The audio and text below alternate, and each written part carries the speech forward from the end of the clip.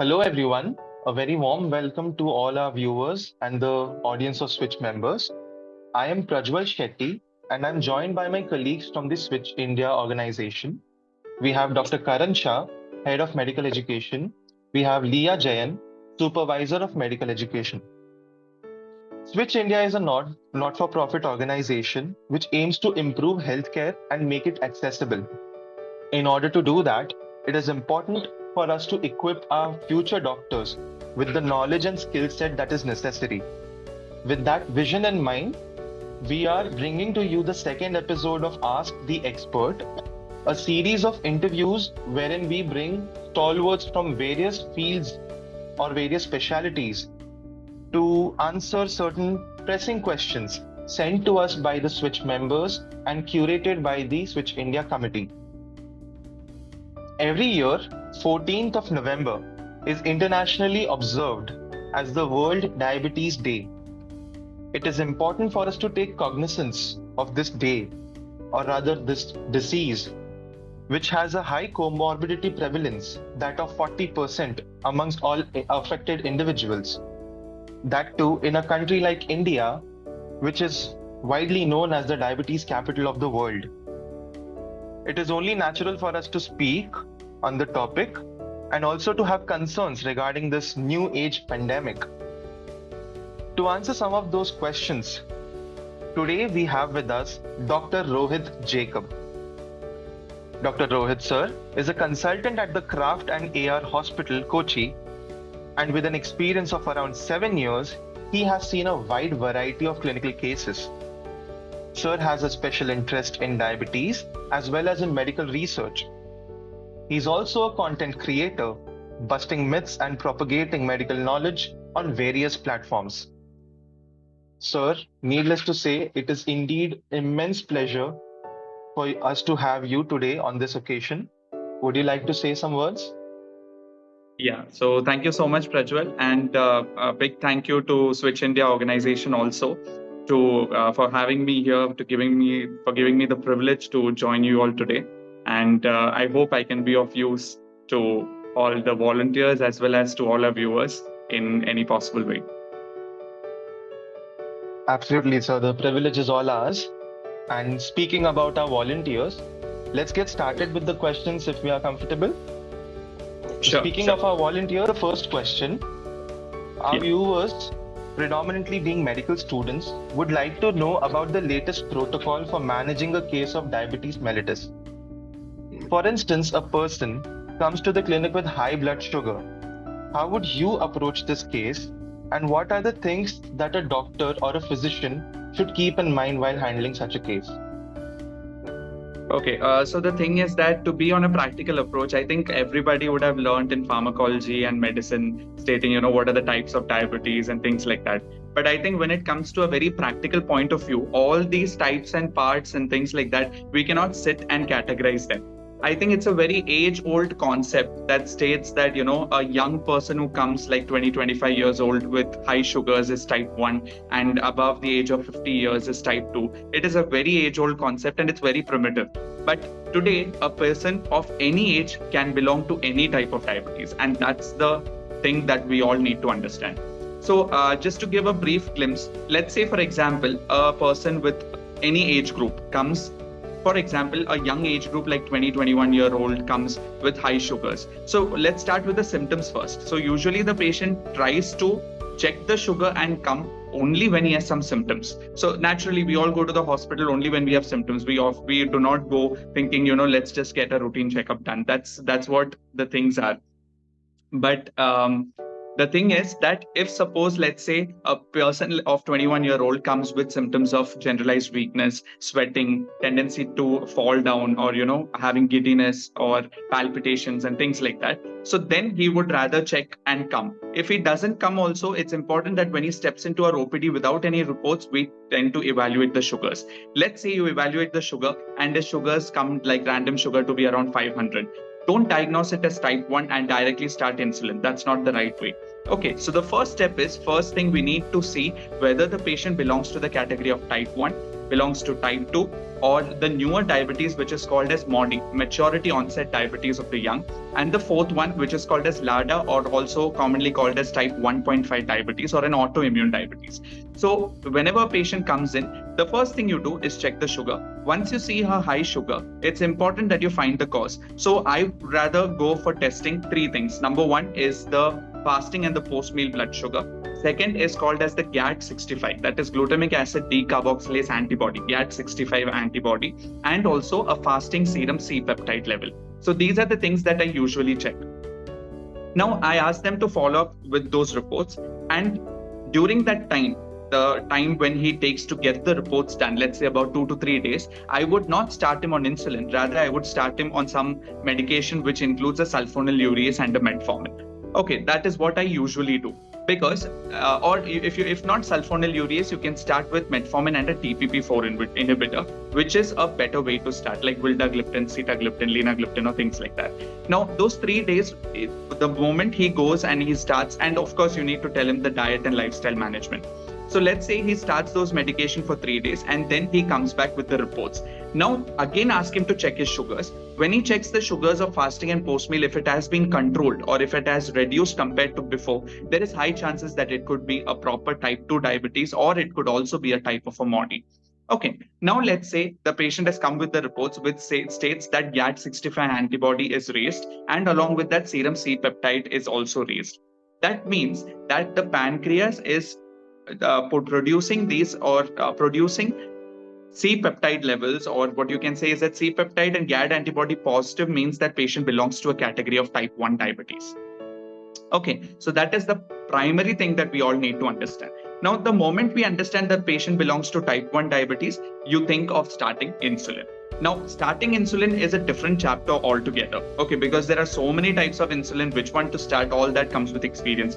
So let's move on to the next one. If suppose the patient is C-peptide and GAD antibody negative, then you think of type 2 diabetes, or you can think of MODY also for that matter, who MODY also has got different types, nearly about 20 types, out of which few of them improve with insulin, few of them improve with just medications. So try maximum to consider that the patient requires medications rather than insulin. Do not directly jump to the conclusion of type 1. Another clue or another hint that I would like to give is that the first thing that when patient comes to you is ask for family history of diabetes. That is something which is very important. Let's say the father or the mother has got diabetes at the age of 30. 99% it belongs to MODY. Because if the parents are only having the onset of diabetes at a very young age, it is high chance that the child will also have. So it is a maturity onset of diabetes. And whenever you see maturity onset diabetes, think of starting metformin with sulfonylurease, because MODY type 2 is the one which responds to sulfonylurease.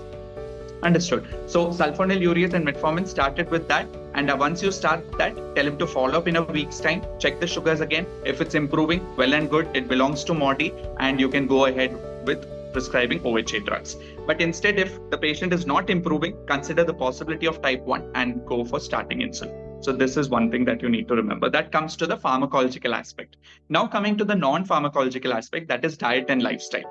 Now, I'll tell you, majority of the people, especially in India, why India is the capital of diabetes is one thing which we all need to know. Of course, it's because India is belonging more, or what you say, it's in a transition phase from the Indian culture to a Western culture.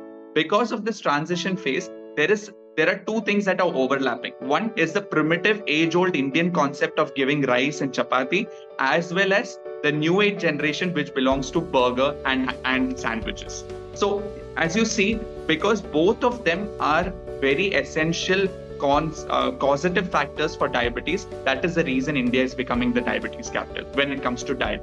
So the first thing that we need to do is counsel them about diet. Ask them to avoid junk food, ask them to avoid anything that is made of white rice.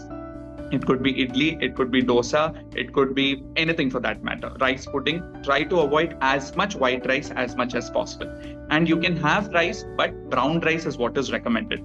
So Prajwal, what kind of rice is cooked at your home? Is it white rice or brown rice? Right, sir, and I'm a Shetty. We only eat white rice.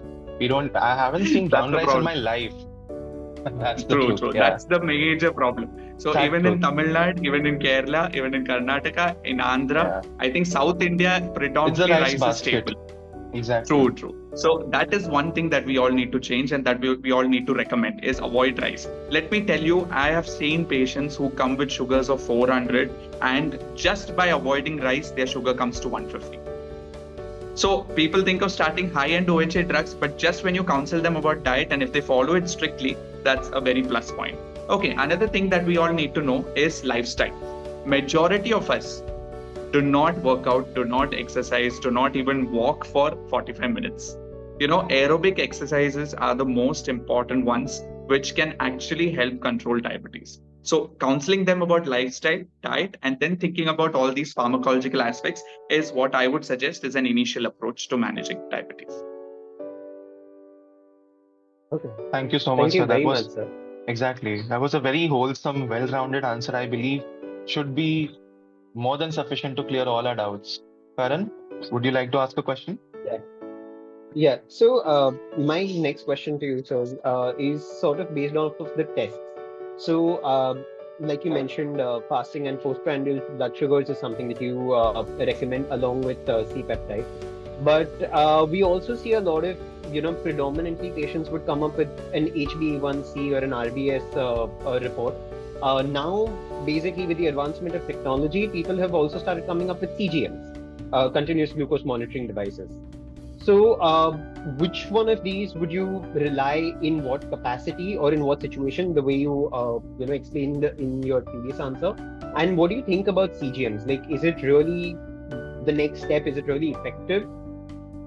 Any opinions on that? So, the first thing that we need to know before testing sugar level is that what is our aim whenever a diabetic patient comes. Okay, so remember one thing, that there was a concept which stated earlier that you should target your HbA1c to be maintained below 6.5 or 7. And that is what we all have heard, that the 3-month target HbA1c on an average should be less than 6.5, less than 7. But let me tell you, the aim has changed. Right now, the target is not HbA1c, the target is glycemic variability. So glycemic variability, if you understand that concept, that means that any point of time in the day, if I prick you and check your sugar needs to be controlled. That is called variability. The less number of fluctuations you have throughout 24 hours, that means that your sugar is controlled, irrespective of how much your HbA1c is. Why this concept has come up is, sometimes when a patient comes to the OPD, we tell them check your fasting and post meal and come, and they check in the morning hours, their fasting is 80, post meal is 140, but the HbA1c is 9. So sugar seems to be controlled, but HbA1c is very high. So that is when the concept of glycemic variability comes. So what I do is, the best suggestion is that one time when they come to the OPD, tell them to check fasting and after meal for breakfast. Second time they come to the OPD, ask them to check before lunch and after lunch. And the third time they come, ask them to check before dinner, after dinner. So then you will actually get to know which time of the day his sugar is rising. Understood. And that would be a consequence, or that would be the causative factor for rising HbA1c. This is the initial step which came, followed by the new one, which is called as continuous glucose monitoring. Now, the continuous glucose monitoring is more like an apparatus where, it is commercially available, which is called as the Freestyle Libre, which is released by Abbott company. Okay, now it has got a reader and it has got a sensor. There is a sensor which gets implanted, or you can just implant it on the skin surface at your posterior aspect of the upper arm. Okay, once that is done, you have a reader with you. Okay, you just have to keep the reader in front of that sensor and automatically it will record the sugars with it. Now, the two things you need to remember is that when you check a continuous glucose monitor, or when you use a glucometer to check a finger prick glucose, and when you check in the lab, all three of them are different. All three of them will give different values. So the most reliable one is the one which is in the lab. Okay, and let me tell you, the variation is not 5 or 10, it can be 20 to 30. Okay, so that is why it is very essential to know that even if you do CGM or you do a finger prick glucose at home, whenever you check or whenever you meet your doctor, it's important that you ask them to get a lab glucose to be done. Because lab glucose, we know it's done in a fluoride bulb and that's what is more reliable. Okay, so now let's go to the continuous glucose monitoring. Now, continuous glucose monitoring, as I said, you have to implant it and check. The good thing about CGM is that you get a reader. In that reader, the graphs are recorded as to in how much time your sugar is going to rise, going to fall, and things like that. It shows in a graphical pattern. Apart from that, let's say a patient's sugar is 70. It will show an arrow which states that within next 1 hour, whether sugar is going down or whether sugar is going to go up. Okay, that is an advantage. Three variables. First is time in range, and third, above range. Okay, so you have to maintain 75% of your blood sugars within range, less than 4% below range, and less than 25% above range. That's when you'd say that your sugars are controlled. The biggest problem with CGM is its cost. The cost is nearly about 5,000 to 6,000 rupees, and you can record it only for 14 days. After 14 days, you have to change the sensor. That costs another 2,500 rupees. So that is the reason we go for something called a 6-point monitoring and a 7-point monitoring. 6-point monitoring is what I usually recommend in the OPD. So what is 6-point monitoring is before breakfast, one reading. After breakfast, 1 hour, another reading. Before lunch, one reading. After lunch, 1 hour, another reading. Before dinner, one reading. After dinner, 1 hour, one reading. So this is called a 6-point monitoring. When you do a complete 6-point monitoring for 7 days, you get an idea as to how much or where the sugar is getting fluctuated throughout the day. So that is the concept of CGM, 6-point monitoring and glycemic variability. And so, like you just mentioned, 7-point as well. So what would normally be the extra time point? Okay, so I think we all would have learned in pharmacology about Dawn and Somogi phenomenon. Right. So this 7-point monitoring is the early morning 3 a.m. sugar. Okay, so morning 3 a.m. So we usually don't recommend 3 a.m. sugars because naturally you can't ask the patient to get up at 3 o'clock, check your sugar and then show me. So he will change the doctor and go to some other doctor. Okay, so the best thing what you do is if suppose you have a doubt, let's say the patient is having very high fasting sugars about 150, 180, and how much ever you try increasing insulin or OHA, the fasting sugar is not getting controlled. That is when you ask them to do a 3 a.m. sugar and a morning 7 a.m. fasting sugar. And if you see, if the 3 a.m. sugar is low means like 70, 80, and fasting sugar is 140, that means you should not increase your night insulin dose. You should decrease the dose so that the 3 a.m. hypoglycemia is reduced. That's when your fasting sugar will be controlled. Let's say the 3 a.m. sugar is high. Then you increase your night OHA dose or night insulin dose and your fasting sugar will be controlled. So that is called a 7-point monitoring. Thank you. The next question we have is that as interns and residents, we often fall prey to the habit of junk food, like a vada pav here and a soft drink there in between our two shifts. That is our lifestyle. Like this, coupled with the lack of exercises and working out, as you rightly said, makes lifestyle diseases like obesity, diabetes inevitable. While it is widely known, as you also mentioned, that diet adjustment and aerobic exercises are the mainstream methods of management of such cases, are there any biohacks to improve health as well as to prevent diabetes, the occurrence of diabetes in the young population? Okay, so I'll tell you this thing which you just said, about junk food and things like that. I think the biggest problem that youngsters today have is that they are a lot much in stress to meet targets. Okay, let's say for example MBBS people, they are dying hard to crack NEET.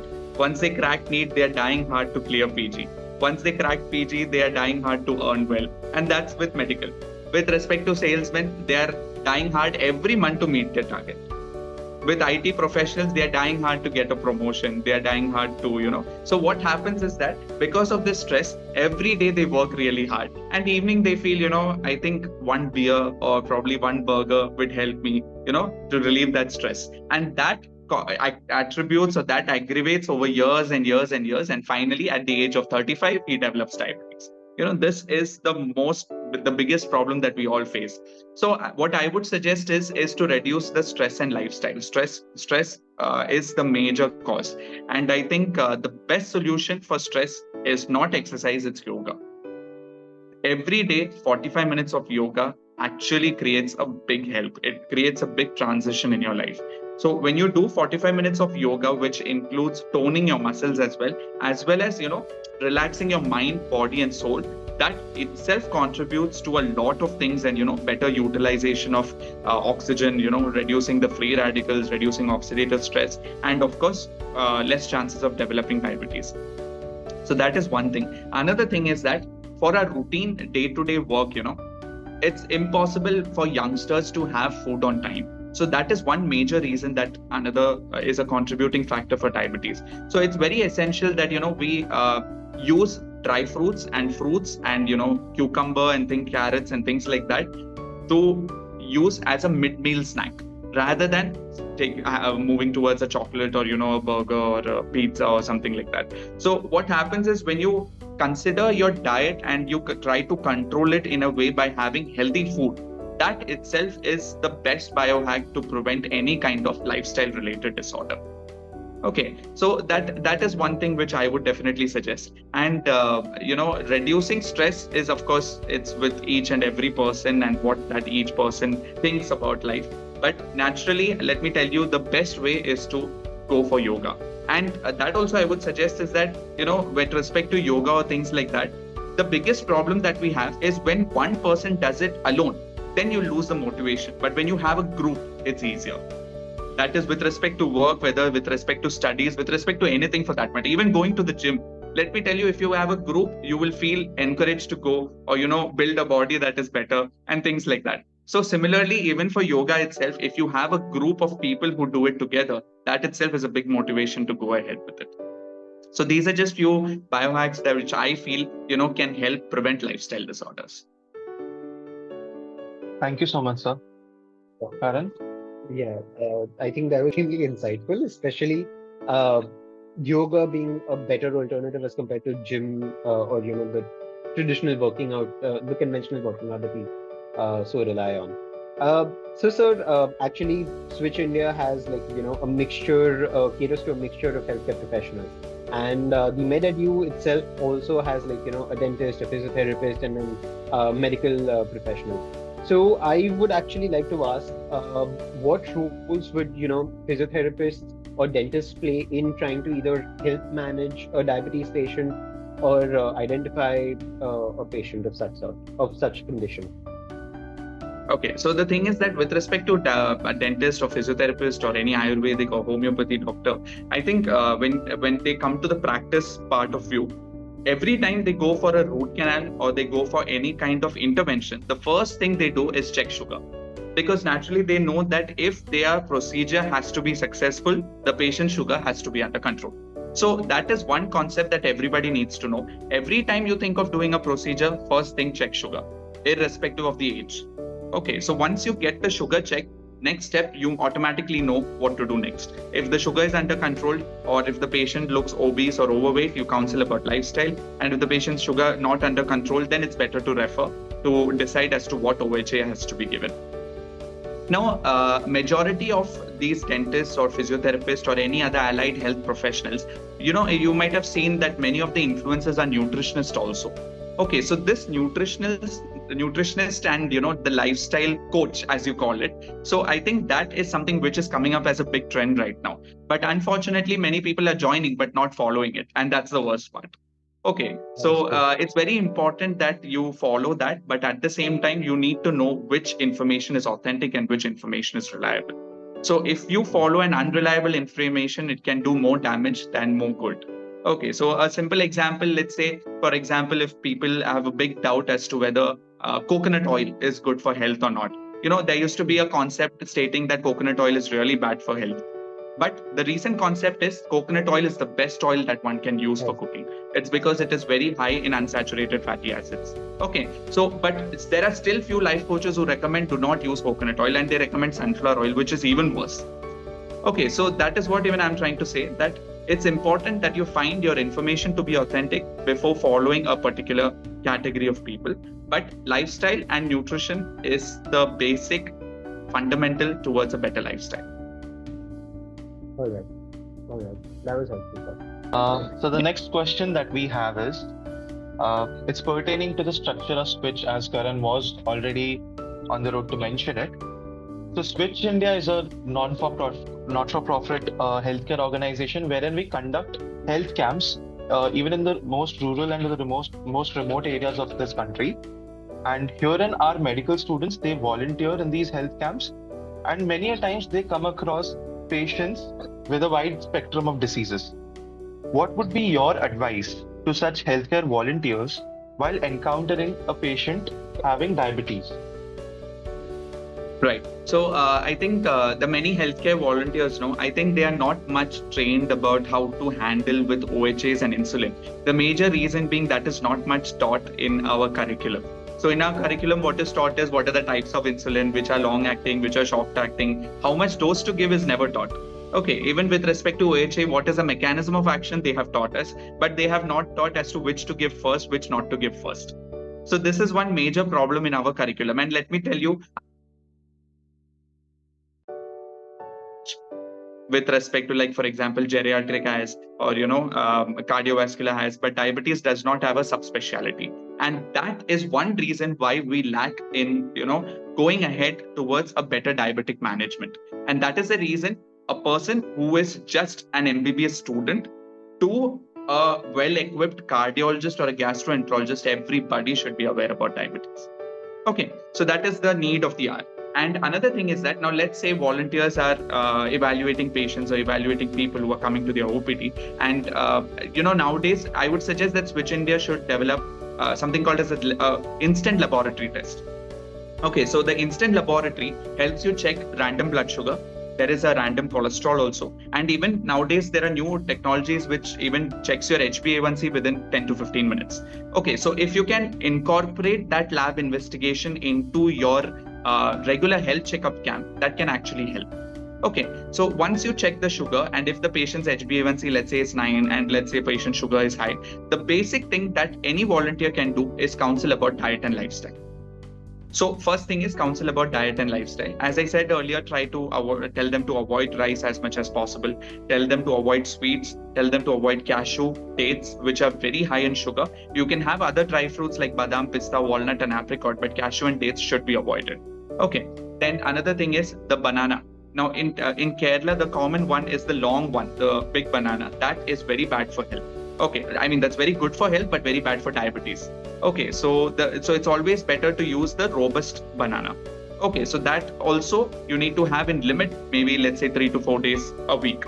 Okay, then another thing is try to avoid sugar in chai and coffee and things like that, and also avoid the intake of caffeine too. So these are basic things that one needs to know. Even the bread that we use, the white bread and brown bread, it also has added sugar. So it's very important that you avoid those breads also. Now, people ask me that if you tell me to avoid everything, what should we actually have? Okay, so it's important you tell them you can have ragi, you can have rava, you can have upma, you can have oats, you can have anything rich in fiber, and you can have brown rice. Brown rice also you need to have by the plate method. Now, what is plate method? I'll tell you. Let's say this is your plate. Okay, what happens is in a big plate, what normally people do is they take half a plate of rice, quarter portion of vegetable, and let's say another quarter portion of non-veg or fruits. Okay, so that you need to reverse. Instead of half a plate rice, make it quarter plate rice, make it half plate vegetable, and quarter plate of fruits or added things like fruits or salads or things like that. Understood? So rice you need to reduce to quarter portion, and vegetables you need to increase to half a portion. That is called as a plate method. This is another thing you can counsel.